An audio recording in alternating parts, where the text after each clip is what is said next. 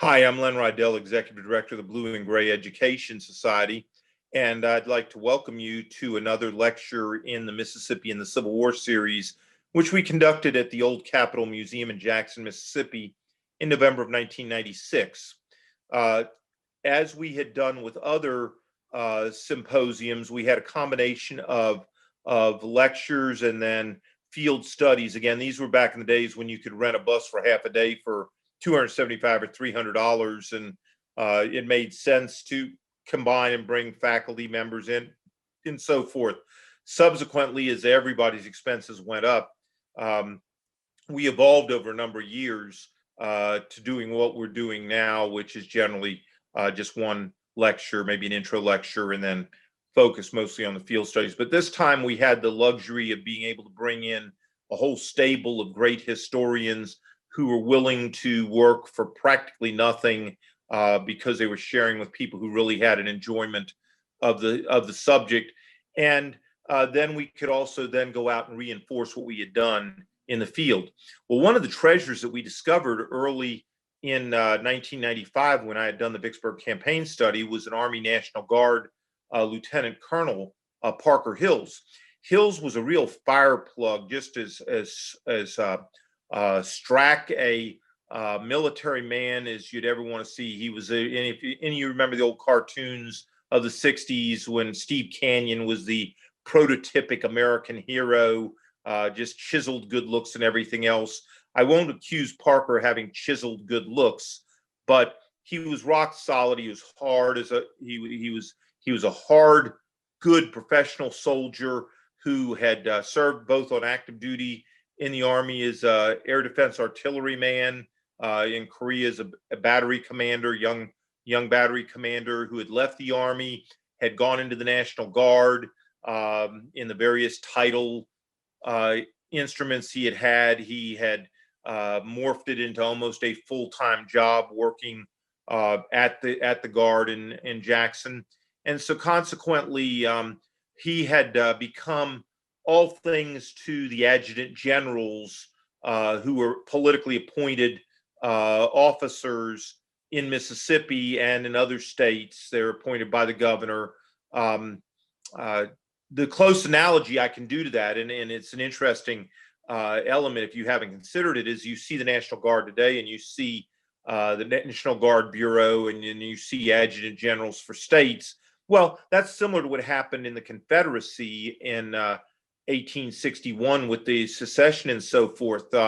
Robert E. Lee had been in the regular army and he resigned to that commission. He left active duty because he could not accept a military assignment that he was asked to accept. And he felt the only thing he could properly do was give up his commission, which he did. And then he went to the state and he signed up for the state militia. Basically said, here I am, I have some experience and I will do what I can do for you if you wish me there. And so he was commissioned a major general in command of the Virginia forces. And then underneath him was Joseph V. Johnson, who had been commissioned a brigadier general of Virginia forces, and John Bankhead Magruder, another senior military U.S. Army officer who had resigned, who became colonel of the Virginia military forces. And so that was how that was organized. And then if you look in the Civil War, you see not a whole bunch of organizations like the 5th U.S. or the 7th U.S., but rather you see the 5th Illinois, the 122nd New York, the 18th Virginia, the 6th North Carolina. These are all state militia organizations that have been mustered in and federalized, similar to what we do today. And Parker was in that network. And so when I did the Vicksburg campaign, Parker was the governor's and the National Guard's representative to the multidisciplinary workforce that we had. And because he was the military guy who did staff rides for the adjutant general and for other units that would come to Mississippi that want to do staff rides at Vicksburg and Shiloh and places like that, Parker had been doing that stuff. And so when I did my pre-work for the preservation conference, they turned me over to Parker and I asked him to take a couple of days and show me the Vicksburg campaign. And so he took me out and it was obvious this man was just a cracker. He just had everything. He was trumps in everything. And so I didn't forget this, but I had a lot of overhead over top of him, people who had big names, and I was trying to build a reputation organization. Who the hell knew who Parker Hills was? And so I turned to people like Ed and Terry Winchell and Brian Wills and Steve Woodworth and folks, because they were the published authors, and Parker at that time wasn't. But he so impressed me that I looked for the opportunity to bring him in. I used him to introduce Kent Brown in the first program, in which Brown did Jefferson Davis's farewell speech to the legislature. And after another year or so, I had a great deal of confidence in Parker. I wanted to find a way to work with him. And so I gave him a charter, and I asked him and invited him to talk about the history of the Bloody Sixth Mississippi, one of the legendary units of the Civil War and of Mississippi military history. And he agreed to do that. Parker, now he subsequently, in the rest of his career, he's retired Brigadier General Parker Hills. His delightful wife, Carol, has endured him for more than 50 years. He was proud to send his son Dallas to the United States Air Force Academy, and then Dallas was a combat pilot flying KC-10s in the war in the Middle East, and subsequently had to leave because of medical issues. And he has a wonderful daughter, Christy, and granddaughter, Dallas Page, and now he's a great granddaddy, as Dallas Page has subsequently been married and had children. So Parker and Carol are delightful folks still living in Clinton, Mississippi. He was the chairman of the Mississippi Civil War Centennial Commission.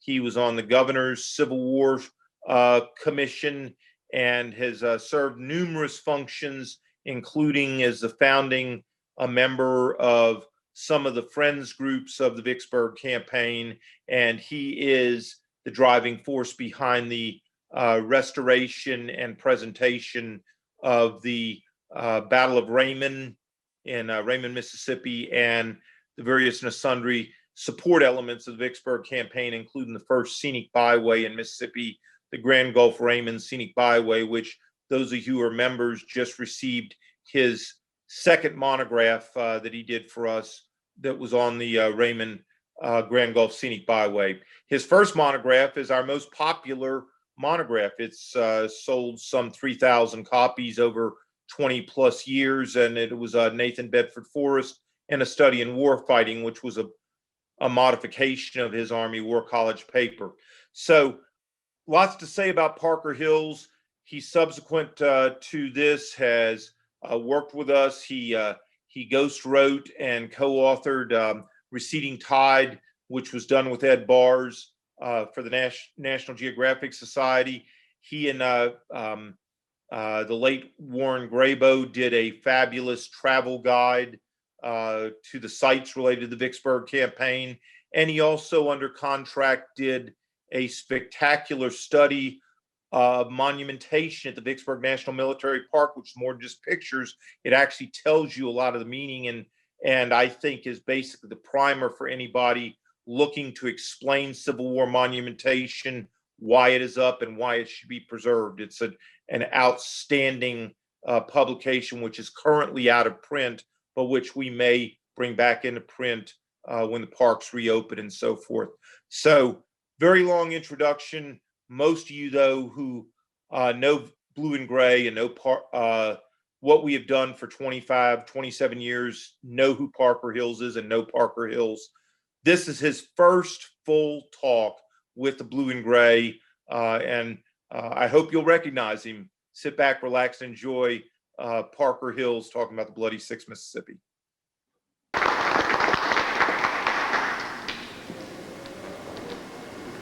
Well, I go home tonight and tell my wife I have to describe as profound and see what she thinks about that.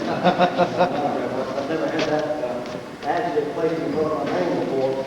Being in the Army, I've had a lot of adjectives put up in my name. Most recently, never mind, that's just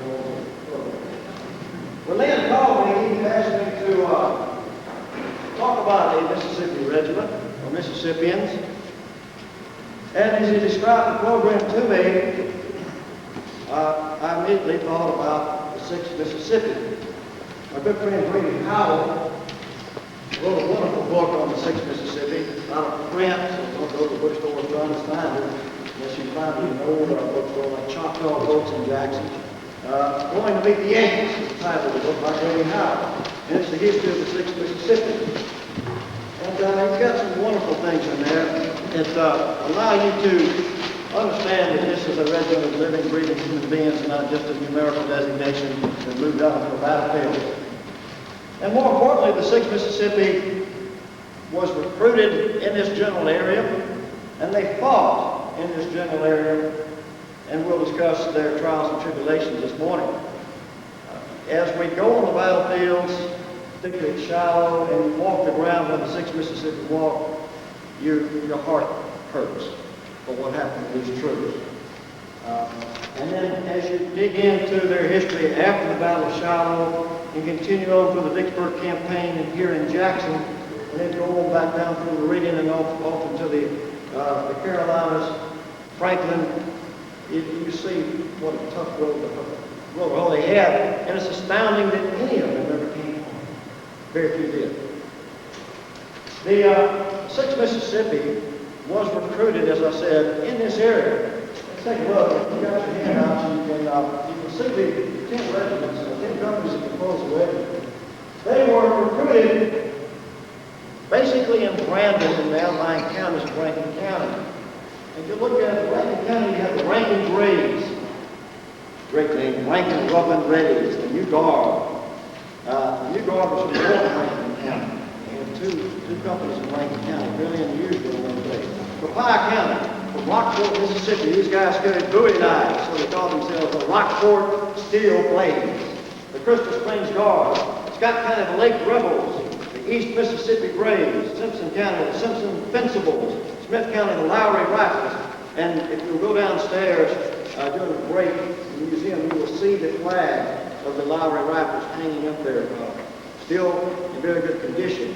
Because before the Battle of Shiloh, they were designated to carry a regimental flag, and all the various company flags were folded and sent back home.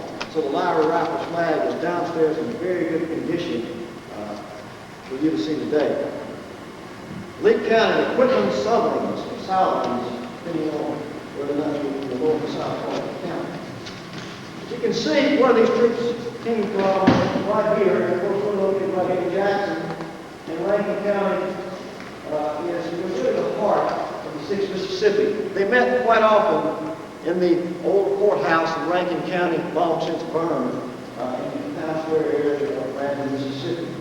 And eventually, as the company was organized and the regiment was organized around the companies, and they fleshed it out and they gave alphabetical numerations to the companies rather than the names Alpha, Bravo, Charlie, Delta, and so forth. Well, they didn't have an India company or an I company because the I looked so much like the J's, so they skipped around here, but they still had their 10 companies.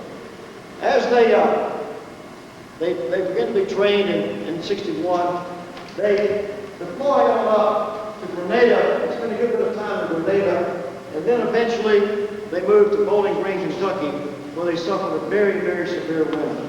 Not as severe as this painting shows here, but it's the best I could find of a good bunch of Civil War soldiers in the snow. It was mostly ice and small amounts of snow up in Bowling Green, Kentucky, but these southern boys from Brandon and from Quitman and these neck of the woods, when they got up there in Bowling Green, Kentucky, they started dropping like flies. Pneumonia and all sorts of illnesses, measles, and before you know it, the regiment is down to under 500 personnel from disease before they ever saw the first Yankee rifle. But while they were there, they met this interesting individual, became their brigade commander, Colonel Patrick Ronayne Claiborne. And Claiborne, being an Irishman and a very, very strong disciplinarian, initially they didn't receive him too well, but as they realized this man is a soldier, he is an ultimate soldier, and he is going to teach us and train us well, they grew to respect him, and I don't want to use the term love, but they certainly admired this man to a great degree, and they were very proud to follow him wherever he would lead them.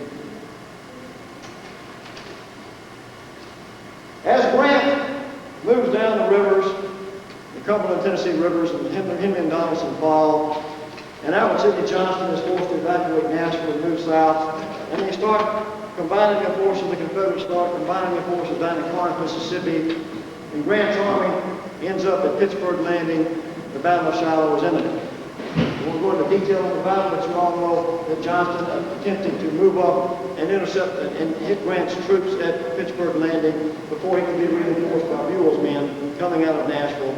And this is in late March, early April of 1862. The 6th Mississippi is now part of Hardee's Corps in Cleburne's brigade. As the situation unfurls, Grant's troops up at Pittsburgh Landing. His army is organized into divisions up here. The Confederates have massed their corps. They have actually 3 corps and a reserve corps down at Corinth, Mississippi. Johnston realizes that Buell is marching en route to reinforce Grant at Pittsburgh Landing. And Johnston has, for the moment, Grant outnumbered. So he says, this is the opportunity for me to move on. And they move out early April 63 towards Pittsburgh Landing. On 3 April 1863, they intend to march up the 18 miles from Corinth to Pittsburgh Landing in one day and surprise Grant's forces, drive them into the Tennessee River, and destroy them before Buell can get there. Bad luck ensued. The planned route of march was for Hardee's Corps to lead the way, so the 6th Mississippi would have been among the first troops in line of battle. That's because Hardee's Corps issued leave to fly. He's followed by Polk's Corps right behind him. Bragg's Corps takes a separate road because Bragg has a bigger corps, and Bragg's men are perceived to be better disciplined. They take the more circuitous route along the Monterey Road to a place called Lincoln, which is to be the marshalling place for the Free Corps. Breckinridge's Reserve Corps is headed up from Burnsville through Farmington, and then also supposed to go on to Lincoln. But in the lead of this is Hardee's Corps. Because of the confusion in the orders, the troops don't move out like they're supposed to early in the morning of 3 April. The first troops start marching out late in the afternoon, and the late elements of Hardee's Corps begin to clear Corinth, Mississippi around 5 o'clock in the afternoon as they head out of Corinth. And the 6th Mississippi is among these troops that they head out. A lot of confusion during the march, a lot of problems, trying to move over 30,000 personnel down these dirt roads, which eventually will turn into mud, becomes a real problem for the soldiers. This is the Ridge Road today, paved, of course, in those days it was just a dirt road. Ridge Road, so long because it follows the ridge line. And the 6th Mississippi would have marched along this road. This is exactly where here, on the south. As they move along, the first night, they are not but a few miles outside of town when they encamped. Because of confusing factors, some troops got in the wrong place. They woke up the next morning, they've got wagons and cannon in front of them when they're delayed in their march. The day of 4 April is a long march, but there's still a lot of confusion. And the night of 4 April, the weather drops as capricious as it is in April in Mississippi. The temperature drops, and it gets down into the 50s and into the high 40s, and it starts raining, and the troops have no tents because they planned on being there in one day. They've had 5 days rations, but now they're cold and they eat them all up in basically a day and a half. Now they're cold and they're hungry, and it's raining on them. The road is muddy, and things really start turning bad. This is a portion of the old road bed of the Ridge Road. And as you go along this Ridge Road, I just showed you, you can see portions of this road bed off the sides even today. It actually have there in the southern portion of Tennessee, just over the Mississippi State line. They moved across an area now called, I think it was called Fallen Timbers in those days. Fallen Timbers was made famous. I cannot ever make a talk without mentioning my guru, Major Desmond Forrest. And Desmond Forrest called here Fallen Timbers as the last man wounded at the Battle of Shiloh after the battle ended. But the 6th Mississippi moved across these fields here on their way about now 5 miles from Shiloh Church. The night on Saturday night of 5 April 1862, this is the ground of the 6th Mississippi the Claiborne Brigade spent the night. This is about a half a mile from Grady Field, or about 2 miles from Shiloh Church, as the road lies. They're sleeping on this ground. They had to dig holes in the ground because the Yanks are only about 400 or 500 yards from them. And they can hear the Yankees out there. They know they're out there. So the cold soldiers are digging holes in the ground and building their fires in the holes in the ground so the Yankees can't see the fires and trying to warm them over these holes. A long night. But the temperature begins to rise a little bit, and Sunday morning, 6 April 1862, they wake up, and some of the diary accounts say there was frost on the ground. I don't know, I wasn't there, frost, whatever. It certainly was chilly and cold. Heavy Mississippi dew, it may have looked like frost, but they were cold. But when they woke up, the skies were clear. They're now beginning to see sunny skies, and it looks like a pretty good day. And you know what? They can smell bacon cooking. That's how close they are to the Yankees. As they move out, early in the wee morning hours, around 5 a.m., Sunday morning, 1862, September 1862, they come across a woods field here. Now, the Yankees are just behind the tree line back here, an advance party of the Yankees sent out to scout. And as the Confederates move across the woods field, Major A.B. Hardcastle's 3rd Mississippi Battalion receives the first fire and exchanges the first shots in the Battle of Shiloh as opened up. But this is the ground pretty well much that the President's men will walk across on the way to their destiny of Great Peace. This is the alignment of Colonel Claiborne's brigade in 6 April 1862. In the front, he had the 15th Arkansas. Now they're the skirmish line. And because he's got them spread out as skirmishers, they cover the entire regimental line with behind them some file closers to fill in their ranks, keep everybody up, kind of got in the rear with the sabers, kind of moving fast enough. And if somebody falls, the man can put it in. These are all the sergeants right back here. And then you got your little troops up here going on the skirmish line. On the left flank of the regiment is the 24th Tennessee. Next to them is the 5th Tennessee. There's the 6th Mississippi. And on the right flank is the 23rd Tennessee. The 2nd Tennessee follows the rear of the regiment and forms an echelon formation to guard the rear and the left flank of the regiment in case something happened. Kind of an unusual formation here. You see how the 2nd Tennessee is formed up here. Now, as they go to their destiny at Shiloh, the regiment will be split in half. The 5th and the 24th will have to veer to the left, and the 6th and 23rd will have to veer to the right. I'll show you why that happens. As they come to Shiloh Creek, which is right here in the hall, they get into, because of the heavy rains, it was just a morass down there. All kinds of mud, so thick that Claiborne's horse bogs down. He falls off his horse and doggone near drowns in mud. He's a general officer now, and it's kind of embarrassing for him. You know, anytime an officer does something stupid, it's sort of like when you walk into a door and you turn around and look and see if anybody saw you do it. Well, it's really worth being an officer because you know 10 minutes to them are just waiting to watch you do it. So Claiborne, I know he's looking around and said, who saw this? And then he looks at it and says, I got my uniform and run! And he finally gets his well in the mud, he gets his horse out of the mud, he's really ticked off, and he looks around and he's lost all command and control of his regiment, of his brigade, because his regiments were scattered out all over the place.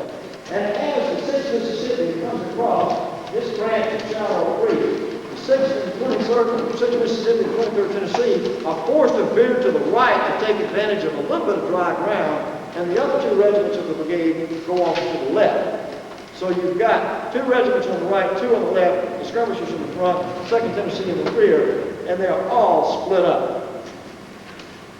The 6th Mississippi pulls all these woods right here. The creek is right down the bottom here. They come out of the woods. If we were the Yankees, this is what we would see as the 6th Mississippi came out of the woods. Outstanding where the Yankees would have been. The 53rd Ohio is in Rayfield, Shiloh, Tennessee. What do we have to do here? This is the encampment of 53rd Ohio. It is a volunteer regiment. It is commanded by a very inept elderly soldier, Colonel Jesse Appler, A-P-P-L-E-R. Nobody ever knows his name except in a negative context. And anytime I want to talk about the value of training and the value of leadership, I use Jesse Appler as a negative example. Jesse Appler is here with his troops, and he's already had 2 or 3 run-ins with General Sherman because he's been quite nervous about what's been going on. Sherman has, at one time in front of his men, said, take the damn regiment back to Ohio. And that was pretty well embarrassed. Remember how officers don't like to be embarrassed in front of their men. Well, this really does the job to him. So as they pull, the 6th Mississippi comes out from the right to the left, the 53rd Ohio Regiment again. This would have been the 10 line, but the line right around here, right on the straight line from here. Cooking bacon, eating cheese, ready to have a nice Sunday morning and take it easy, and out comes a bunch of Reds and Woods, and they're hungry, and they're mad, and they're wet, and they're cold, and things are not exactly what the 53rd wants to be.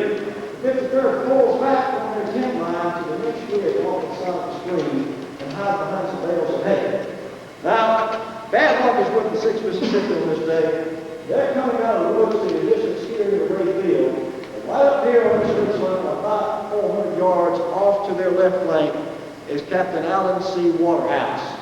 And Waterhouse is trying to make a name for himself, and he's formed his Redlegs out early on a Sunday morning, real popular on Saluda. We're going to have a drill, a full drill inspection early on Sunday morning. Makes it real popular.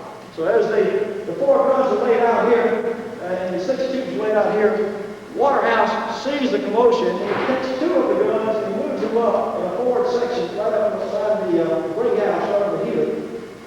And as the 6th Mississippi comes out, Waterhouse has better thoughts of this, and he retrieves the 2 guns and puts them back on the ridge line. So now you've got 6 cannon up here. These are rifled guns, 3.5 to 4.5 inch rifled guns, and they're loaded with canister and shell.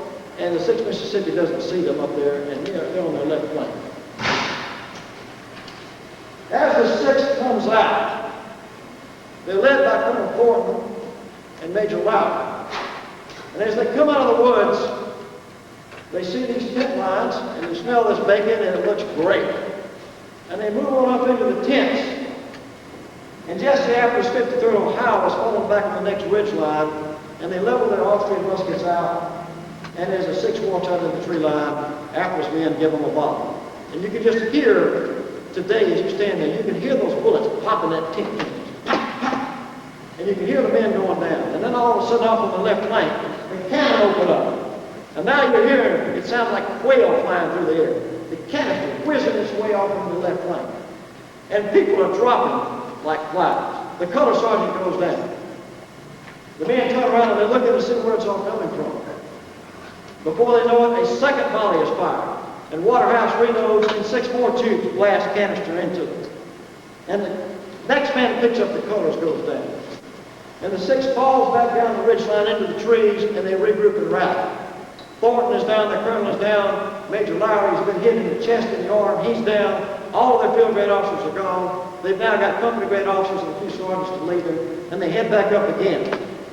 Before they finish up in this 15 minutes of fighting, 7 of their color bearers have gone down, and 315 of the 425 men that went up that hill are down.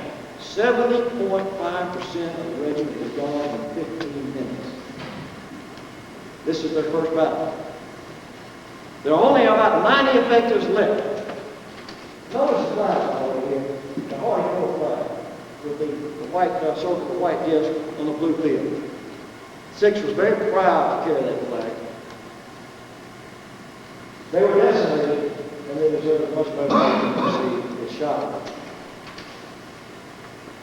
There were only about 90 left, but 30 or so of them were just so shell-shocked, and their brothers and their cousins are down, and they're trying to figure out how to take care of them. They were only able to regroup 60 or so of these troops. So the 60 men regroup under a captain, and they form up a Bragg's men, and they fight their way through some of the bitterest fighting of the day on Sunday the 6th of April, past Shallow Church, and around noon, the last position, they find themselves looking out across Dungy Field, and somebody turns and looks, and they see the poor ragged remnants of the 6th Mississippi, and they see those guys in the rear. They've had enough. So they go back to the rear, and they start trying to find their brothers, find their cousins, and find out who's dead and who's not dead. And so the 6th Mississippi's fighting in Shiloh is over. They don't participate in the second day of fighting. They fall back after the Confederates withdraw in the retrograde operation in Shiloh. They fall back late in the afternoon of Monday the 7th of April into North Mississippi. That's hard. Then, actually, that's the Battles and Leaders. That's about an 1883 sketch. You see Gilmore Street here, the chapel in the background. That's the way it looks today. Grant's men begin to form barrel details. They hold possession of the battlefield. There's a burial trench at Ray Field. Most of the members of the 6th Mississippi that died on the battlefield are buried in that burial trench there. They're no more grave. Stacked like cordwood. about 100 foot long, and that about 60 foot long trench there. Some of the other troops that survived and were mortally wounded were put on trains. They didn't really have any hospitals. They were able to take care of them in cars. And they shipped their way southward. And you'll find the graves of the members of the 6th Mississippi that were mortally wounded in places like this cemetery here. There's a tombstone of the 6th Mississippi soldier right there named Grave. This is in Castalian Springs, right outside of Grant, Mississippi. They went down the railroad track. They dropped the wounded off at certain points, and they went to hospitals and they died there. This man here, Grave, was reported to be wounded at Shiloh, and you'll find him buried just outside of about 7 miles west of Grant, Mississippi. A lot of bad newspaper ads in Rankin County talking about the soldiers that went down after the Battle of Shiloh. The 6th is then reorganized. Colonel Thornton is wounded so badly he goes back to Brandon and he's not able to regroup and rally. He catches fever, his age gets him, and he just stays back down there. So Major Lowry recovers, and Major Lowry comes up and takes command of the 6th Mississippi after he recovers from his wounds. The 6th reorganizes in Corinth. They were almost disbanded, but they were saved from that fate. And they move on out, and eventually they come under the brigade of a very, very able commander, General John Bowen. Missourian, and probably, had he survived the Vicksburg campaign, would have been one of the premier generals of the southern side of the Civil War. A very feisty young man in his early 30s, Duke Grant personally, and he puts up a wonderful fight at the Battle of Champion Hill, but he will die at the end of the Vicksburg campaign just south of Raymond from dysentery. The troops grew to respect John Bowen immensely, and they will run into John Bowen in the very near future down at Fort Pickett.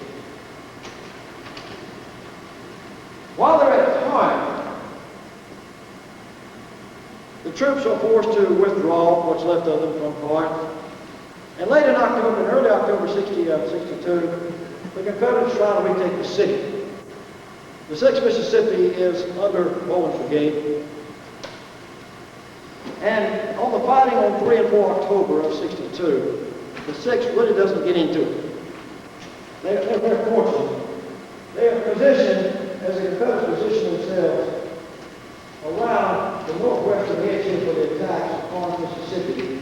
Bowen's men are out listening to what's here, and Bowen's choice and is never tasked to send the 6th Mississippi into conflict there.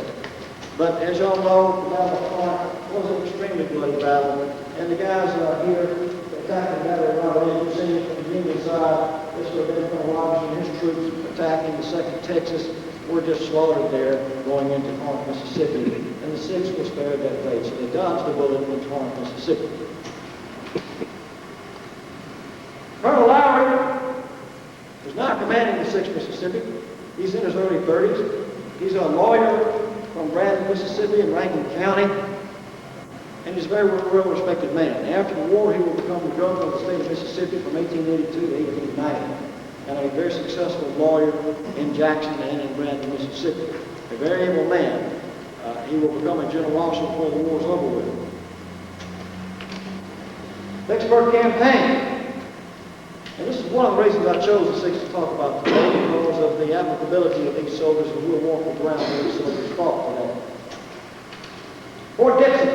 The 6th finds itself in Jackson, Mississippi, and as Grant begins to cross the river at Fort Gibson, the 6th is sent down to help reinforce John Bowen at Grand Gulf. The Battle of Fort Gibson unfolds on 1 May 1863, and the 6th Mississippi has moved out down the back roads here, opposite the ridge here, just very close to Magnolia Church, and you find the 6th right about into this neck of the woods right here. They're fighting with an interesting character. General Martin E. Green. I call him famous last words Green. Martin E. Green's a feisty fellow. He's in Missouri, and he doesn't survive Vicksburg either. Green deploys the 6th along the road and heads on down to Rodney, right off the Magnolia Church there. This is the roads that they look like at Fort Gibson, and if we have the opportunity to go there tomorrow, you'll have a chance to see. And a wonderful time of the year. The foliage down there is just magnificent right now, and We're blessed in Mississippi to have the prettiest foliage I can remember in my lifetime. I guess we had a few cold nights early on in the fall that did this, but the foliage is just magnificent. And down at Fort Gibson, it's wonderful, and the roads should be dry. And, you know, you get down there now and you see those singing, and you just wonder what the poor people are doing, but it's just great to be down there this time of year. And you can see what it must have been like as the Yanks are marching in the dark.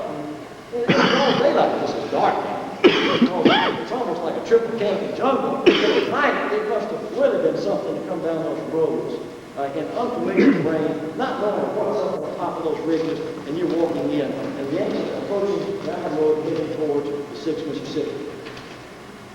As they get to the Schaefer House at Fort Gibson Battlefield, in a wonderful preserved house, there's no holes inside the house, General Greene rides up, but it's just after midnight, and he rides up with the ladies in the Schaefer House and are packing their bags and they're heading out because the Yanks are coming. And he says, "Now, dear ladies, where are you going?" And they said, "The Yanks are coming." He said, "They couldn't possibly be here before dawn." And he hadn't got the words out of his mouth, and the muskets flashed away in the darkness, and you can hear the bullets hitting the side of the house, and one of them hits the side of the wagon, one of them goes through the side of the house, and threw a portrait down there. And General Greene is kind of embarrassed that he made that statement. And the Battle of Fort Gibson begins around 2 a.m. on 1 May 1863, and it's one of the rare examples of night fighting that you'll see in the Civil War. Now, why would you not fight at night during the Civil War? Anybody have any idea? Shoot your own troops and command and control. There's no way to command and control your troops in the darkness. There's no such thing as radios. There's no way to do this. You don't have any night vision goggles. You don't know what's going on. But there was actually night fighting, and the Confederates got the better side of the night fighting. They were taught to shoot low, and they did so. The Union artillery was shooting high and over the heads of the Confederates, but it must have been quite a scene down there in those woods with the cannons blasting away in the darkness and all the sparks and booms and the night blindness caused by this and so forth. Keep in mind, one thing when you do go and see these photos, that the terrain is the same, but the foliage is much, much different. You see this in one or two of the photos that I'll show you than it is today.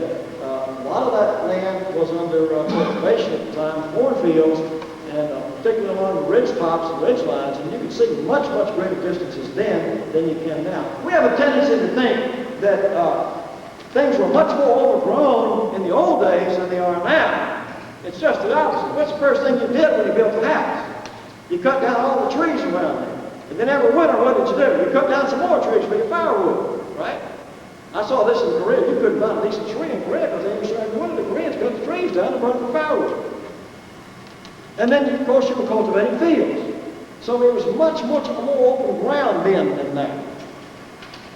Right here is the road just leading from the Schaefer House, and we're looking towards the Confederate positions. We can get back on the woods here. This is the site of the Magnolia Church, just off to the right here. This is the old Magnolia Church, long gone. Margie Bars took that photograph back, gosh, of course it was a corporal, I don't know, but it was a long time ago. Well, I shouldn't have said that, should I? Maybe her mother took that photograph. But in any case, the side of the Magnolia Church, this is what you'll see today as you go there, in the woods. And be careful where you walk, because there's a cistern down there that you can fall in, and you still got a bunch of murky water on. Okay? That is where the Magnolia Church was. And this would have been basically where the Yanks would have posted their position. The Confederates are a couple hundred yards in front of them. This is where the first shots of the Battle of Fort Gibson were fired from, and this is about where Martin E. Greene made his next to the last famous last word. This would have been the Foster farmhouse here. This is the road leading from the Schaefer House. You can see the cornfield off on the right here. The rail fence is separated here. The Foster farm right here. This is the way it looks there. So you can see the vast difference in the terrain then and now. Go back. And you can see 500 yards. I was doing good to find my hand to push the shutter on this picture. I mean, you look at that foliage down there. But Greene's men are back along across the farm right through here. Greene's headquarters are in the farmhouse. The 6th Mississippi is right up through here. And they attack the Yanks. John Boyd, according to Grady Howard, led the attack. He goes up and he asks for permission to lead the attack. And he leads the charge on some Union artillery. They take the guns, and then they find out that was a bad idea to do that. It was untenable position, and they're being shot down as they're trying to turn the guns on the Yankees, and eventually have to give up the ground. The Battle of Fort Gibson, as badly fought as it was by John Boyd and the 6th Mississippi and the rest of the Confederate troops here, the result was predetermined by Sheridan's railroad odds here. You've got the two Yankee corps right here, and they come down both roads and drive the 6th Mississippi, and all of the other troops back, and the Battle of Fort Gibson lasted one day. But Boyd could not fight 24,000 men with 7. It just wasn't going to work that way. He did delay them very well for one day. And as the Confederates retreated back through town and head on back out, the Yankees came on through Fort Gibson. One of the men who was wounded there on the 6th Mississippi is Lieutenant William Steen, and there's an account where 5 men hold him down so they can amputate his arm without the benefit of chloroform. You can see him there, of course, before the amputation. Another man, Captain Thompson of the 6th Mississippi, had his skull fractured by a minute ball. Hit in the head by a minute ball, it doesn't puncture it, but it fractures his skull. It knocks him down, he crawls around the ground. He can't figure out why he can't stand up. His head is bloody, he's so dizzy he can't stand up. When he tries to stand up, he falls back down. The bullets are whizzing around him. Some of his men help him out. Eventually, he commandeers a horse, and he goes back to the Gage house in Fort Gibson, and he stays in the apartment flanking in the back as a temporary hospital until the Yankees start coming through, and he decides, I've had enough of this hospital, and he moves on out. Fractured skull or not.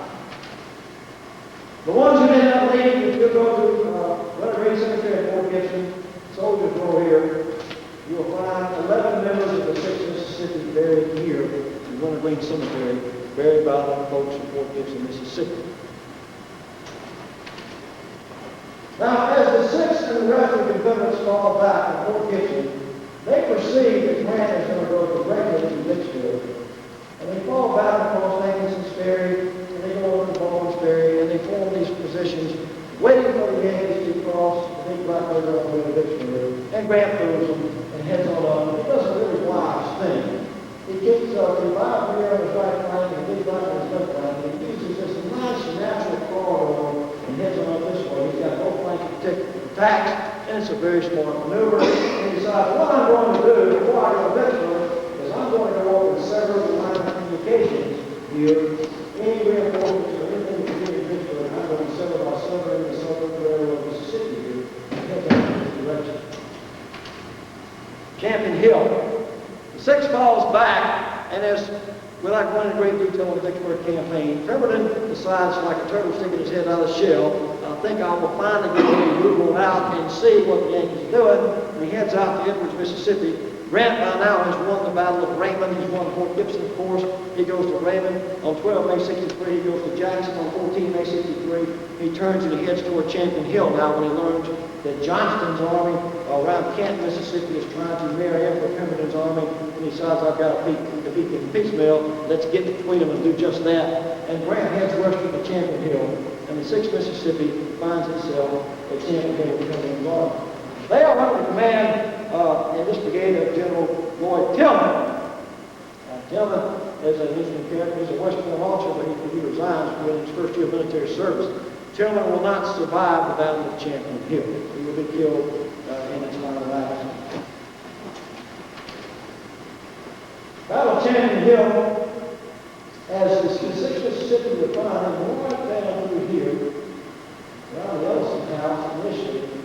And as the battle progresses, Grant pulls a wonderful scheme of maneuver. He moves 2 divisions along the road here, 2 divisions along this road here, and 3 divisions along the road just off the top of the map. So he's got 7 divisions converging on one point. And Pemberton has no idea where he is. Pemberton's down at the Ellison House, and he's planning on heading south, but he thinks that Grant's line of communication is way down here off the map. And he's heading south and trying to destroy his line of communication. And about the time he decided to head south, and they called that morning, whining their watches and scratching their heads, a courier comes up and word out his cavalry and tells General Pemberton, you got Yankees in front of you, boss. And Pemberton then at the same time receives an order from General Joe Johnston saying, I'm going to tell you one more time, head up towards Canton and marry up with me. Let's go whip them. And then Pemberton decides, well, I think it's about time to obey orders, but now somebody reminds him, it's too late, boss. got Yankees in front of them. And the battle of Champion Hill again. The 6th finds itself down on the far right flank of the Confederate Army here at the Battle of Champion Hill. They spend the night before the battle right here just east of the Ellison House on both sides of the road. This would have been the ground right here. The 6th Mississippi spent the night on the night before the battle. Tired soldiers, very poor generalship. Pemberton had his men standing in line to draw rations. For over 5 hours, rations that weren't there, they had to send back to Vicksburg and have them sent to Edwards. Then they marched down the road. He failed to recon his route. The bridge was out. The men had to counter-march another 7 miles around to get in. So it's in the wee hours of the morning of 16 May 63 before any of the soldiers hit the rack. And the Yankees, by the way, are sleeping in their cots, in their tents, with full bellies all night long. Who's ready to fight the next day? As the 6th against the post is our first initial position. They're on the Jackson Ridge here. They're over the Jackson Ridge. The creek is right down through here. And they're posted on just south off the right of the bridge here, maybe 1,000 miles south, actually, further they south than this. General Tillman realizes, and General Loring, who was commanding the division, realizes this is really not the best of positions. Let's pull back. So they pull back a few hundred yards to the Copeland House Ridge here, looking towards the Yankees in the distance. And this is a better ridge. Remember now, you wouldn't have had the foliage like you have now. You would have been able to see much greater distance. And they could see the Yankees forming up. And the 6th Mississippi is just a little bit off to the right of where this photograph was taken, about where the chicken plant is nowadays, around the Callahan Fields down that neck of the woods. As the battle ensues, you've got, remember, 2 divisions heading this way. You've got 2 divisions heading along the middle road on the inside. You've got 3 coming up from this way. The Confederates do not realize that the Yanks are bringing 3 divisions along the Jackson Road. They do have some sentries on their left flank, but they really think that the main attack is coming down the middle road and the Raymond Road here.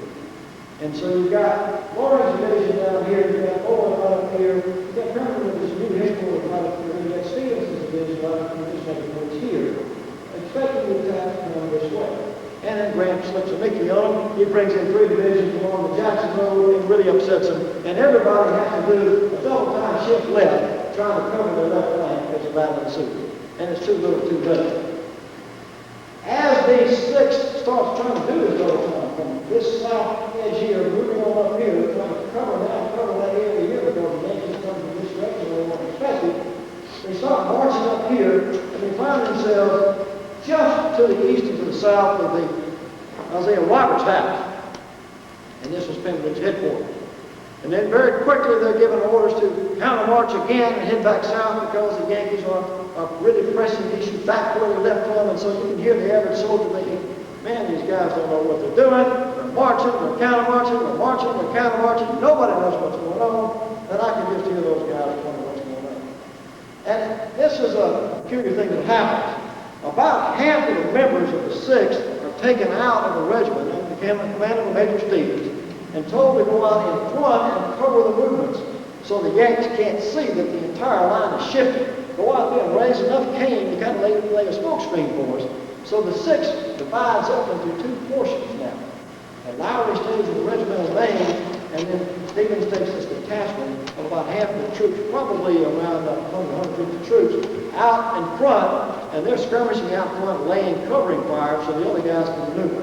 They will not join up again.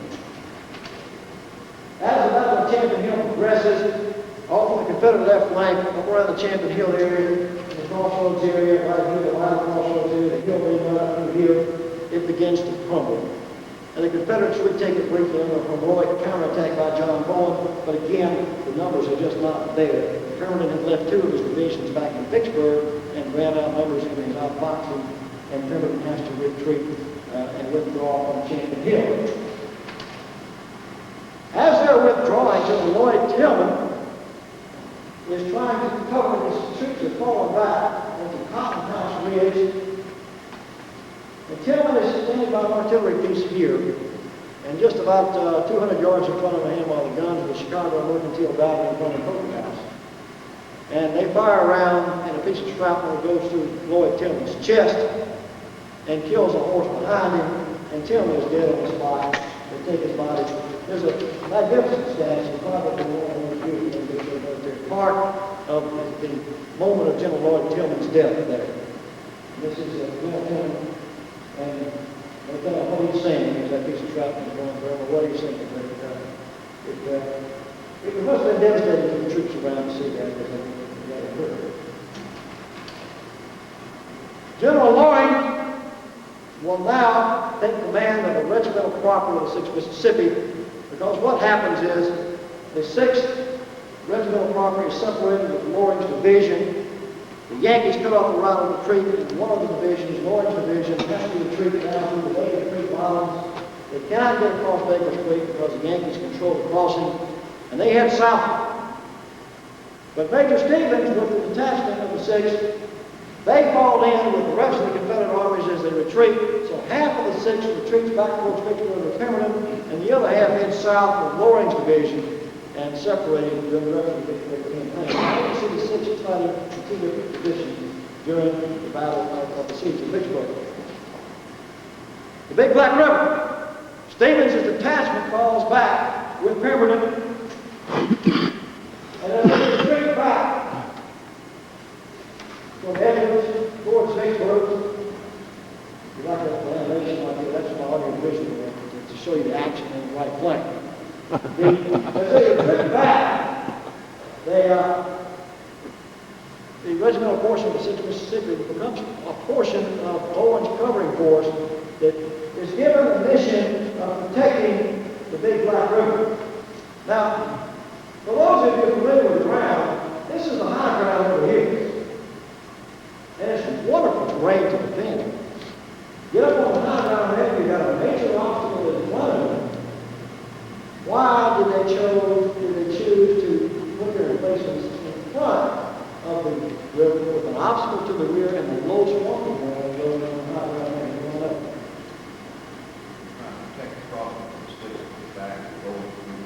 Excellent, excellent point. They're trying to protect this bridge here because Loring's division has been separated. Pemberton doesn't know where they are. He thinks they're following him, so he's trying to protect this bridgehead so that when Loring does show up, he's got a way to get across the river. So he chooses the worst possible place to set up his defensive positions because he's trying to save the bridgehead. Little does he know, Loring is not coming. Loring is heading southward. He's never crossed Baker's Creek, much less thinking about crossing the Big Black River. Loring will never come Jackson. But the portion of the 6th Mississippi finds itself here in these entrenchments covering the Confederate retreat as the main body of Pemberton's army crosses the river and heads to Vicksburg. John Loring, because he's such a ferocious fighter, is in command of this area here to protect. The Battle of Big Black River doesn't last long. The Yankees come in, the Confederates are thoroughly demoralized. There's not that many troops there, just a few thousand. Bowen has got maybe 5,000 folks there. And some of them are Tennessee draftees who don't want to be there in the first place. And as bad luck turns into bad luck, the Yankees get right where those draftees are, and they throw up without a fight. And the next thing you know, all the rest of the guys are find themselves in service. This is the terrain that looks better as it's dam. This is the way it looks around cotton fields. And by we go back over through there, the Big Black River is in distance right here. This is the Big Black River battlefield over this direction. As the Confederates retreat across, they can destroy the bridge. This is the foundation of the old bridge, and go walking across the Big Black River. That bridge there is not that river now. This is the foundation of the bridge. They destroy that bridge and retreat into Vicksburg. Siege of Vicksburg. That detachment of the major finds itself with Pemberton's army in Vicksburg. And they find themselves on the northern edge of the Vicksburg River, right around the Fort Hill area.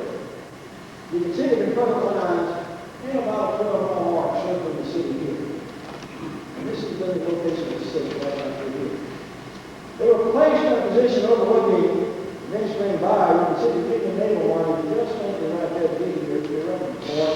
Payroll is right up through here, and this is the Fort Hill Road right through here. This is the ridge line. This has been the approximate position of the 6th initially as they formed up. After they were there a few days, right up in this neighborhood was here, and after the attacks of 19 and 22 May, which really did not see much action right up through here, just a lot of heavy rifle fire and cannonading, but no major assault. No nobody in the right mind was going to attack and rain like that. It's just ferocious now. The 6th is redeployed and moved just about 200 yards further to the left, right here at Fort Hill. And you can see the marker in the 6th Mississippi and 2 red markers back there here talking about where they served at Vicksburg during the Vicksburg siege. And of course, they also when they get wrong. You can see this sort of in the logical location, the 6th Mississippi, right up in here, the Yankees viewpoint, where the National Cemetery is now. General Martin E. Green, I thought his famous last words, Green, I just have to finish up and have a rapid little finality with him. He's wounded slightly in the leg on 25 May 63. He goes to the hospital, and he's commanding Missouri troops in Green's band right here in Missouri line, you can see the distance. And he hears that the Yankees are being quite belligerent, and he moves out, comes out of the hospital on 27 May 63. He goes out to take a look at the fortifications and talk to his troops and try to see what the Yanks are up to. They say, General, be real careful. The sharpshooters are extremely accurate today. And General Green, famous last words, Green says, the bullet is yet to be molded to kill me. And he goes up to the parapets, and he's got a little eye hole he can peek through. Well, a very enterprising Yankee one day noticed late in the afternoon, he saw some light shining through this hole in the parapet, and thought, you know, if I'm swinging a rifle on that and lay here long enough, sooner or later, something's going to block that light out, and that's going to be a human head looking through it. I'll pop it. And Martin E. Green was the bad luck guy that did that, and caught a mini ball in the brain. And this marker right here, where General Martin E. Green spoke his last words, and went down with a mini ball in the brain. Siege of Jackson. Now remember, portions of the 6th are at Vicksburg, but the other portions are with Loring, and they end up in the siege of Jackson. So while half of the 6th Mississippi is surrendering, and now on the march all the way to Demopolis, Alabama, the President's march over towards Alabama after he's surrendered, the other half of the 6th Mississippi is here in Jackson, being prepared for the siege of Jackson. Now the 6th, under command of Ryder, will find themselves right about in this neck of the woods, right up behind you about this year. They were right up the Canton Road, which ran right up through here, right about in this neck of the woods, right through here. Today, you can see what happens when you lose your battlefield. That's what this area here looks like today. Nothing. We have lost everything we have in Jackson for the battlefield. We do have the mansion house. The 6th would have been very close to the mansion house as the trenches that were run behind the mansion house on Fortification Street. They did not get involved in any heavy action in the siege of Jackson. And as Johnston decides to evacuate Jackson, the 6th retreats across the Pearl River, and they head on across over into Alabama. And one of the interesting things that happened to the 6th now is they found themselves for several months sent back to Mississippi to quell the uprising in the Free State of John. And they have sent back into Mississippi to keep their brethren in tow. So they're riding around central Mississippi as sort of vigilantes restoring law and order, and they are capturing deserters, and they're hanging traitors, and they're doing all sorts of things. And it seemed like a good opportunity to go back and be home and see your relatives, but it's not a whole lot of fun when you got to go back home and hang your neighbor. So they were pretty glad to be relieved of this duty after several months of this. And then they found themselves serving in Atlanta, in the Atlanta campaign, in Franklin, in Nashville, and the Carolinas. And I won't go into great detail about these because time limits us on this. But we've seen the famous Troyonic painting of the Battle of Franklin. And the 6th suffers dramatically at the Battle of Franklin. You've seen the painting of Rick Reeves' painting of Claiborne, and of course this is Claiborne's last battle. And when Claiborne loses the brigade because he lost his life, Colonel Lowry is now made the brigade commander, and Robert Lowry becomes the general officer and commanding Claiborne Brigade. Of course, the number of brigadiers that went down in the Battle of Franklin, the number of 06th colonels that went down, and the number of major generals that went down are just astronomical. And the Army was the back was broken. Just like Forrest, back Cavalry Corps was broken in Tupelo, the Army was broken in Franklin. Probably the last banner that the 6th carried would have been much like this standing banner here. And I encourage you to go downstairs during the break, and you'll see an apothecary jar in the museum downstairs. And it has the flag, the last flag. It would not have been the flag that the 6th carried in Shiloh, but it would have been the last flag that they carried. And it is hypothesized, because there's no way to take it out of that jar without it crumbling into nothing. It's hypothesized to be the stainless banner. And you can see it stuffed in an apothecary jar. They refused to surrender the flag and was smuggled back in. When the 6th surrendered with the rest of the Army, it was late April. They surrendered, of course, the 9th, and I believe it was the 25th when Johnston finally surrendered what was left. And 6th surrendered with them, and they came on back home. Robert Lowry comes back, as I mentioned to you, becomes governor of Mississippi from 1882 to 1890, a well-respected citizen. He will die here in Jackson, just a few hundred yards up the road at the Bowie House, in his relative's home. A lot of folks, because he was so well-respected, and this was in 1910 when he died. The new Capitol has been built just up the road, built in 1903. This is no longer the state capitol here. And they want to put his body in state in the rotunda, and Lowry had always hated pomp and circumstance, and his family said, no, the general would not want that. He'd like a quiet burial. So they put him on a railroad car, and they trained him all over to Brandon, and buried him in Brandon Cemetery, and you can see his marker over there to this day. Robert Lowry, a great soldier and a great governor, and in some very, very difficult times in Reconstruction, and buried in Brandon, Mississippi. Okay, that's the down and dirty of the 6th Mississippi. A quite interesting regiment with a quite colored history. And now it's time for your questions. The first one's always the toughest one to get. If I don't get any, I know I have an exceptional job. The 6th Mississippi disbanded. The 6th Mississippi was actually disbanded shortly after, in the Carolinas campaign. Check Grady's book, but they did. The regiment was disbanded before the war ended. They had to be consolidated with 2 or 3 other regiments several months before the war ended. So, because of the fact, as you know, during the war, because of the huge attrition, the regiments were consolidated, and the 6th was consolidated with, I believe, the 14th. They were consolidated on the 14th consolidated regiment. The date of that I'll have to check, but it was a few months before the war. At one time, the 6th was redesignated the 7th, right after Shiloh, right before Shiloh. But then they came back and it was redesignated back to the 6th. The 6th lasted a lot longer than a lot of regiments lasted. Kept their designation for quite a while, all the way up to late 65. Late part of the war, 65, early 65 spring. Other question? Yes, sir. Approximately how many survived the war that were in that regiment? Boy, those records are tough to find, but if you took the initial 864, I'd have to give you a ballpark figure. I would bet you that 864 or less than 50 came home of the original 864.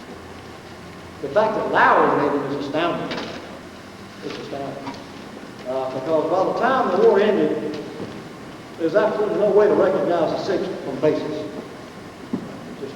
Well, after Shiloh, you couldn't recognize the 6th from basis. Yes, sir. At the Battle of Shiloh, were you saying that this cannon fire is what decimated the 6th? Well, it's a combination. The question was it the cannon fire that did it to the 6th? It was a combination of the cannon fire and the rifle fire. If you've got 700 or 800 men firing muskets at you, firing rifles at you at almost point-blank range, that's going to do your job. But I would say the cannon fire was greatly responsible because it's what they call insulating fire. It's coming off on your flanks, and it's taking an entire rank of people at one time. One shell is just clearing out 10 or 12 men. Wow, as opposed to coming from your front and hitting 2 or 3. And what range, what was Waterhouse range? Waterhouse's battery was about about 350 yards. And they are doing a job. They're able to actually, it's close enough where they can go to Canada. They're firing shell, exploding shell, and shrapnel, and you're alternating with cancer. If you stand on the ground, the problem is when you go to Ray Field today, because of the foliage, you can't see Waterhouse's battery. And it's a very clear field of fire. If you go to Waterhouse's battery today, all you see is trees when you look at Ray Field. And it's very difficult to tell you when. But it's about 300, 350 yards. Maybe 325. Let's get the difference. Arthur, Yes, sir. has anybody done any work to try to define the profile of the original members of the portion of the slaveholding families? What portion of the regiment came from slaveholding families? No, not that I know of. You got to be a pretty well-to-do guy to own slaves. I doubt that there were that many slaveholding families in that neck of the woods. In Rankin County, Pie County, Lake County, I don't think that was very much of a, it's certainly not cotton country. I don't believe that you would have found a lot of slaveholding families in that neck of the woods. I sure don't. Mark Ellis has got a question. He's got a question over here. What you got? Without going into a discussion of the current problems, your slide of the big black might be of interest in pointing out the proposed casino sites. Okay. Let's see if we can do that.